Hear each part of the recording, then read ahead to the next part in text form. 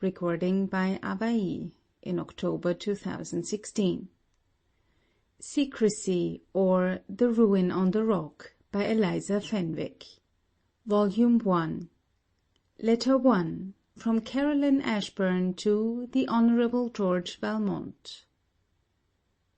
Sir, I am by no means indifferent as to the opinion you may form of me, in consequence of my abrupt and, in a degree, rude conduct, when you so peremptorily denied the boon I would have begged on quitting your castle. If the reasons which guided your refusal were such as fully satisfied yourself, however incompetent they might be in my judgment, I was wrong in being offended, and in showing my resentment by something like invective. Ere we had travelled 2 miles, I became sensible of my pride and injustice, and it is from our first resting-place I thus present myself to acknowledge my fault, to ask other favours, and to tell you that I have no pleasure in view equal to that I expected to enjoy in the society of Miss Valmont.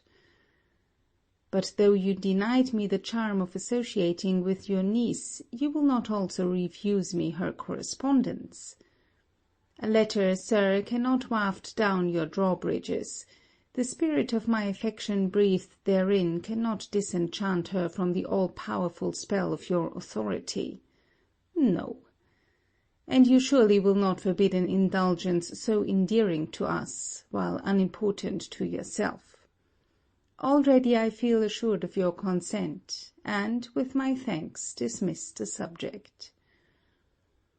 As your seclusion of Miss Valmont from the world is not a plan of yesterday, I imagine you are persuaded of its value and propriety, and I therefore see nothing which should deter me from indulging the strong propensity I feel to inquire into the nature of your system, a system so opposite to the general practice of mankind, and which I am inclined to think is not as perfect as you are willing to suppose.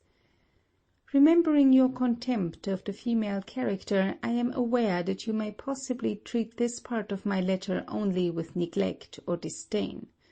Gladly would I devise a means by which to induce you to lay aside this prejudice against us, and in the language of reason, as from one being to another, discuss with me the merits or defects of your plan, which from its singularity, on the first view, excited my curiosity, and has since, from my observation of some of its consequences, interested me by worthier feelings than that of mere curiosity.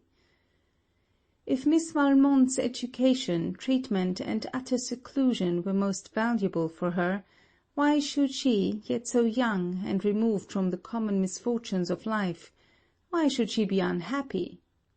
You, sir, may not have perceived this effect of your system, for, although shut within the same boundary and resident under one roof, you seldom see her, and when you do see, you do not study her.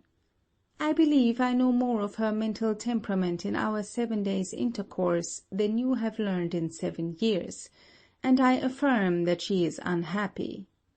Yet it is only from her sudden wanderings in conversation, and that apparent restlessness of dissatisfaction in her, which seeks change of place, because of all places alike are irksome, that I ground my opinion, for having flattered myself that you would permit her to accompany me from your castle, I passed the days of my abode there, in closely observing Miss Valmont, rather than in endeavouring to gain her entire confidence, and have perhaps made but little progress toward obtaining a friendship, to which my heart aspires with zeal and affection.